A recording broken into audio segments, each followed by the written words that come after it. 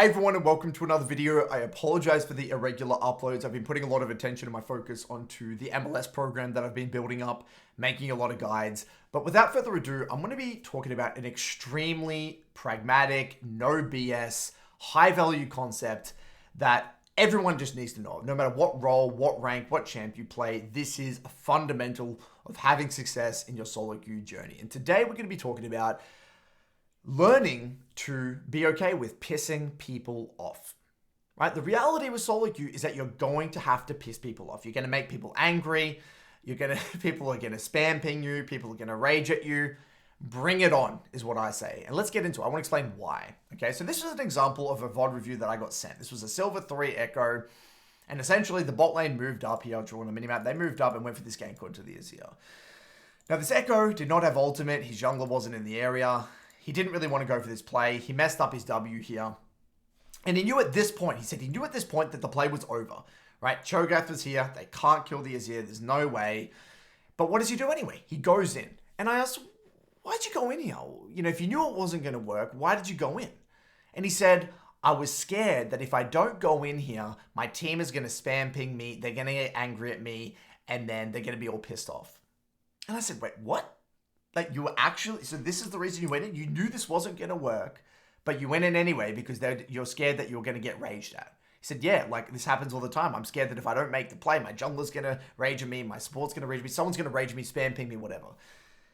And this has been a regular occurrence. Like I've seen this sort of, I guess, client again and again and again and again. They're genuinely scared or worried or concerned or thinking about what other people are going to do if they don't follow the call. And I'm like, holy moly, this is bad. This is really, really, really bad. And I want to explain why, right? So number one, let's just scrap all the fat away. Let's cut the fat. Let's really talk about what does it take to climb in League? What is the most important thing, right? So the most important thing, and this is also why I don't recommend duo queue, is that League is all about making a decision. So first we have a hypothesis. What do we want to do? Right, so we have a hypothesis and we make a decision, right? And based off this decision, there's some sort of an output, right? So let's say our hypothesis here was that we can't kill the Azir. That's fine. I just want to play for a reset, replenish my resources, whatever. And therefore that we would have a decision, which means we'll ping back and we just wouldn't go in here. And then the output in this case might be that Nautilus dies, but we don't die. We're chilling. We can get a recall, whatever. So therefore there's some sort of, I guess, an output and there's a result, right? And then there's some learning here, right? We can review that, we can get some learning. And based off that learning, we can create better quality hypotheses moving forward in the future and make better quality decisions and get better quality outputs and get different results and get more learning. And it goes on and on and on and on and on and on. That is how we fundamentally improve in League. We make hypotheses, we just go through this is what I call kind of the learning cycle, right? Now, if you're following someone else's decision, or your hypothesis is getting influenced maybe because of emotions, you're scared of someone pinging you, or your decisions are getting influenced because you're scared of someone raging at you, whatever. Well, you're going to make poor quality decisions. Well, actually, let's get specific. You're making someone else's decision. You're going with someone else's decision.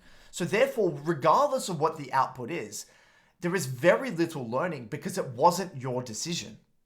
We struggle to learn from things when we didn't make that decision. So if we go in here and we say, okay, Nautilus, I'm going to go with your call and you die. What's your response going to be? It's like, well, I knew that was going to happen, right? Well, what can I take away from this? Oh yeah, heard there, no shit, I was going to die. Well, what do we get from that? We get absolutely nothing. We get nothing. So if you're not brave with your decision making, if you're not making decisions with conviction, if you're not playing with conviction, if you're not willing to fail boldly, you're just not going to get anywhere in League. You cannot be a people pleaser in League. You have to be willing to piss people off, make them a bit angry, because the reality is, guys, yeah, this guy might troll. I'm not going to sit here and bullshit you. That guy might run it down your lane. You might lose this game. But you know what? If you make decisions that you want to make over the majority of games, over time, we're going to make better quality decisions. We're going to get more learning. And if we can consistently play in accordance to our champ's identity, you know what? We're going to win the majority of games. And this ties into this whole thing where people are so desperate to win that one game. And because they're so desperate to win that one game, they sabotage their learning holistically over the long term. They're not thinking long term. You know, this is why I use the metaphor of poker in League, where You know, the best poker player in the world is not going to win every single hand. Why? Because they can just get unlucky, right? Shit happens, right? There are things that are out of their control. But you know what?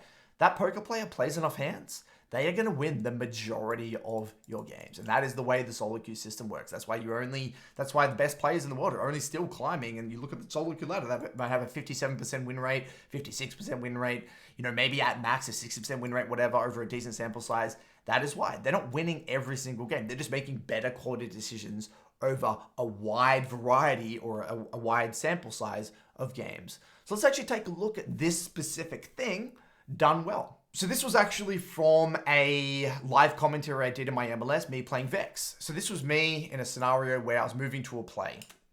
Okay, so in the heat of the moment, I couldn't see the engage window. I just didn't go in. I just, for some reason, I couldn't see the engage window. So I just didn't pull the trigger. I just waited. I didn't see it.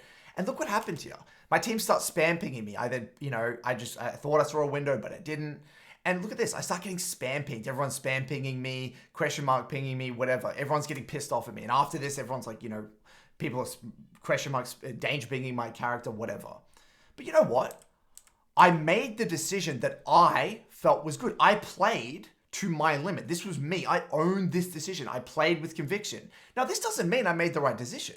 All it means is that when I get into the review, I know that this was my decision. I can own my decision and I can get into the review and pinpoint specifically, okay, well, was this the right choice? Because I know exactly what I was thinking. And now in the review, right, what I was able to see is like, oh, there actually was an engage window. I could have actually gone onto this way here, but the reason I didn't was because I didn't identify that Seraphine was coming up from the bot side here.